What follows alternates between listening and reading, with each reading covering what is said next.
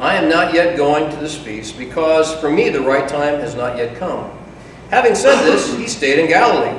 However, after his brothers had left for the feast, he went also, not publicly, but in secret. Now at the feast, the Jews were watching for him and asking, "Where is that man?" Among the crowds there was a widespread whispering about him. Some said, "He's a good man."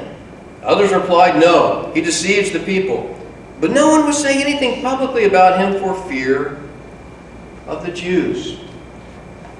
You see why Jesus was very excited about going to Jerusalem, right? Here's the debate. He's a good man.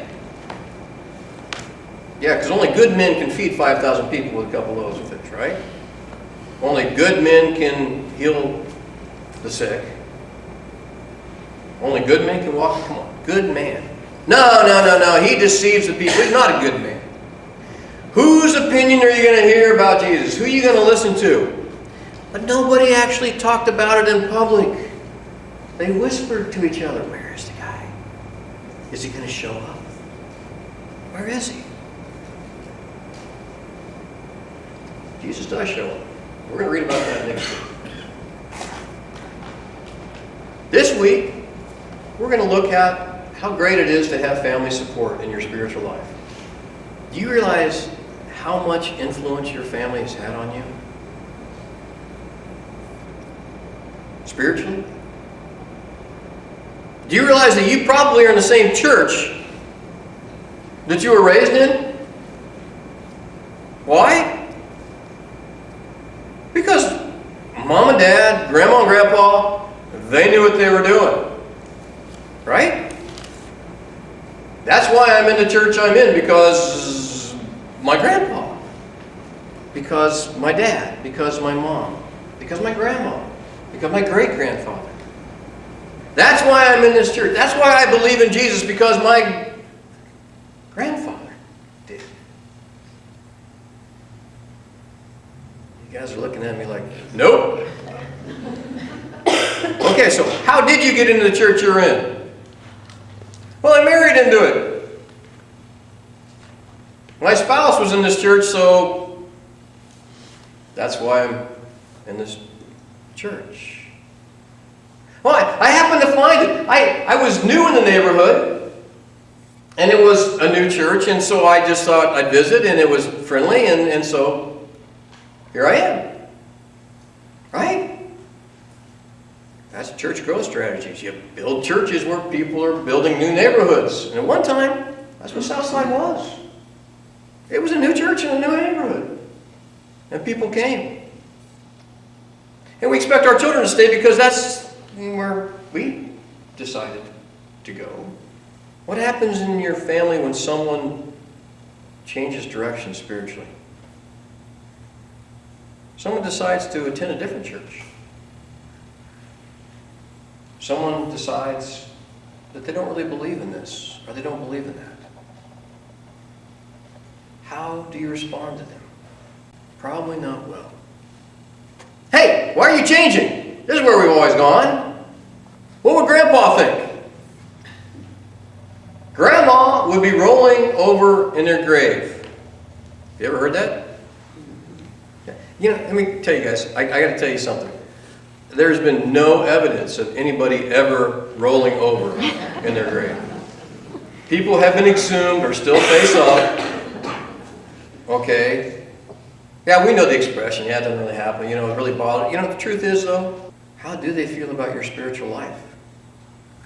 Do they care about what church you go to, or do they care about your relationship with Jesus? Because that's what this is about. Because when it comes down to the end, when it comes down to you meeting your Creator, it's just going to be you and your Creator. And you say, wait a minute, where's my family? We're coming as a group. We got the group rate. We signed up a long time ago, back when it was cheap, okay? And we're in, Grandma, Grandpa, all the kids, we're in as a group. No, you're not. Well, wait, where's my wife? Where's my husband? Where's my kids? I'll get in because of my kids. No. When it comes down to it, it's you and Jesus. Amen. It's your faith and your faith alone. And you can't say, hey, but my grandparents taught me this. My grandpa said you only got to go to church one time a year. And he was a good man. Therefore, I want to go to church just like Grandpa did.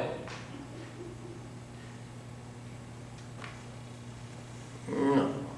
Grandpa's not going to be there with you. It's going to be you.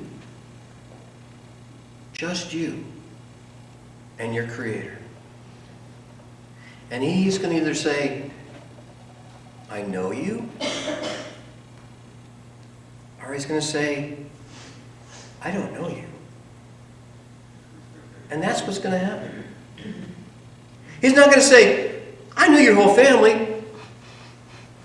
He's going to say, I know you. Brotherly advice. I have seen people who have moved away from their family to embrace Jesus. And their family has rejected him. And it's terrible. It's a tough thing. But Jesus said, you better expect it. He said, brother is going to turn in brother. They're going to turn on each other. It's not about your family. It's about whether you are following me. Yeah. That's what it's about. And this morning, it's not your whole pew and the Lord's Supper. It's you. It's you in the Lord's Supper. It's not your whole side. It's you. What does it mean to you? It's not you and your spouse. It's you. It's about you. Where do you stand with Jesus? No group rates. No family passes. It's you and your Creator. And if you have had to change things for your own faith, and you think that your ancestors are really upset with you, I don't think that's really the case. Some of them were in the churches they were in because their grandpa was there when it started. And maybe it was the only church in town. Or maybe it was the only religion around. And maybe it's because you think you're going to be an American, therefore you are. No. It's you. It's just you. And you're standing with Jesus. Does he know you? Do you know Jesus? Next week we're going to see that they were trying to kill him. There's this big debate about, well, you're crazy. They're not trying to kill you. Yeah, this is the guy they're trying to kill. Because you can't have this kind of neutral feeling about Jesus and say, yeah, he's just a good man. Either he is who he claims he is, or he's not. Where do you stand? Is Jesus Lord? Or is he not? And it's not you and everybody who's here thinking this way. It's just you. It's your faith.